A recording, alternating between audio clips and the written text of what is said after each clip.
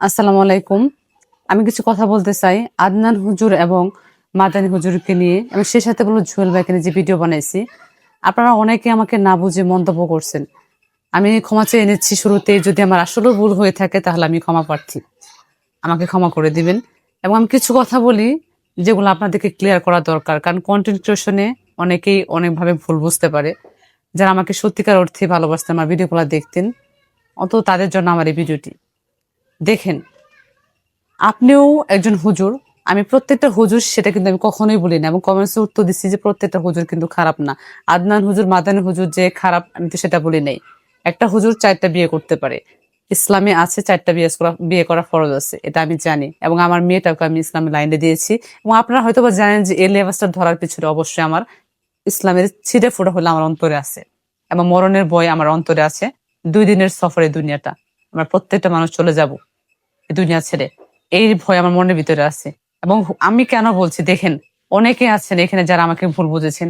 এখন আদনান হুজুর, মাদানী হুজুর, প্রথমত মাদান হুজুরের কথা বলবো। দেখেন, আমাদের তো অন্যান্য হুজুর গুলো আছে, যেমন হচ্ছে শায়েখ আহমদুল্লাহ, মিজানুর রহমান আজহারি। ওনাদের পার্সোনাল লাইফ কিন্তু আমরা জানি না কোনো কিছু। তো ওনাদের বিষয়গুলো কেন মিডিয়াতে আসে? ওনাকে গোপন রাখতে পারে না? দেখেন, আমরা একটা সেলিব্রিটি, ওনার তো সেলিব্রিটি, তাই না? ওনাদেরকে দেখে আমরা অনেকেই অনেক কিছু ইন্সপিরেশন পাই।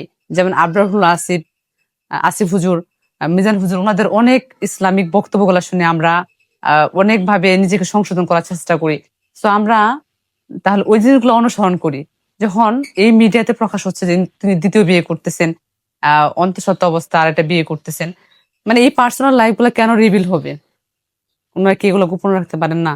কারণ ওনারা হচ্ছেন সেলিব্রিটি, ওনাদেরকে দেখে তো আমরা শিখবো, তাই না? আমি সেই থ্রুতে বলছি, একটা মানুষ 4টে বিয়ে করতে পারে, যার হিম্মত আছে, যার ক্ষমতা আছে, সে অবশ্যই করবে।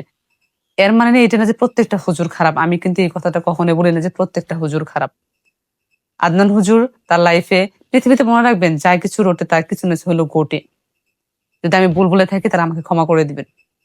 প্রত্যেকটা হুজুর খারাপ আমি এটা কখনোই কিন্তু কোনোদিন বলিনি।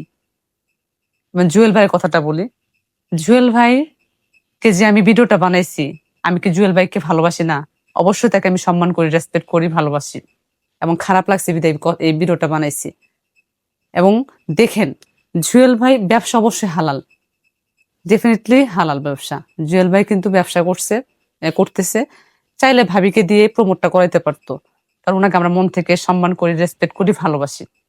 এজন্য আমার খারাপ লাগছে। কিন্তু এর মানে এটা দাঁড়ায় না যে আমি হচ্ছে জুয়েল ভাইকে ঘৃণা করি।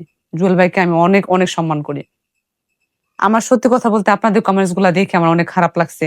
আমাকে বিভিন্ন ধরনের মানুষ হচ্ছে থ্রেট দিচ্ছে। আমার একটু পাস্টে জানতো, কতগুলো মানবিক কাজ করছি। যদি আমি খারাপ মহিলাই হইতাম, খারাপ মেয়েই হইতাম, যদি আমার অন্তরে যদি ইসলামের ছিটে ফোঁটাও না থাকতো, তাহলে এত এত মানবিক কাজ আমি হেভি করতাম না, কখনোই করতাম না। যারা আমাকে ভুল বুঝতেছেন, দেখেন, অন্যান্য হুজুরদের কথা তো এখানে প্রকাশ হয় নাই। মাদানী হুজুর, তারপর হচ্ছে ওনারা নিজেরাই হচ্ছে নিজেদের বিষয়গুলা, পার্সোনাল লাইফ গুলা সোশ্যাল মিডিয়াতে আনে। আমি কি একাই ভিডিও বানাইছি?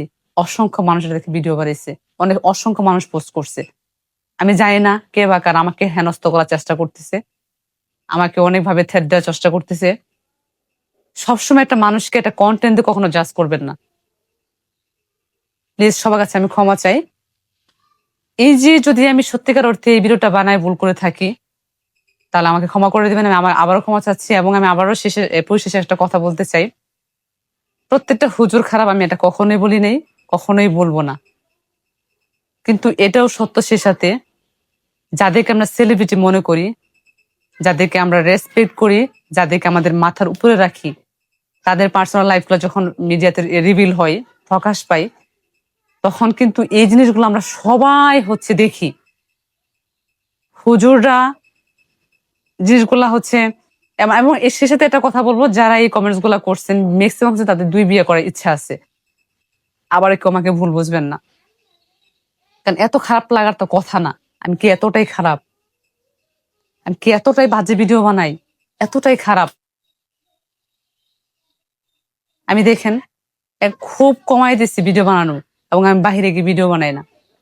আমার কন্টেন্ট ক্রিয়েশন চললেও আমি করে ভিডিও বানাবো আমার বাড়ির ভিতরেই, না চললে আমি বাড়ির ভিতরেই ভিডিও বানাবো। আমার খুব বেশি বাহিরে এখন যাওয়া হয় না। প্রত্যেকটা মানুষ দিনের পথে আসুক, এটাই চাই। সবাই আমাকে ভুল বুঝবেন না। আর যদি সত্যিকার অর্থে আমি ভুল বলে থাকি তাহলে আমাকে আপনারা আনফলো করে দেন, কোনো সমস্যা নেই। আমার বিন্দু পরিমাণ কষ্ট লাগবে না, কিন্তু আমাকে ভুল বুঝে আপনারা আনফলো করবেন তাহলে তো এটা কষ্ট লাগবে। ধন্যবাদ সবাইকে। আল্লাহ হাফেজ, আসসালামু আলাইকুম।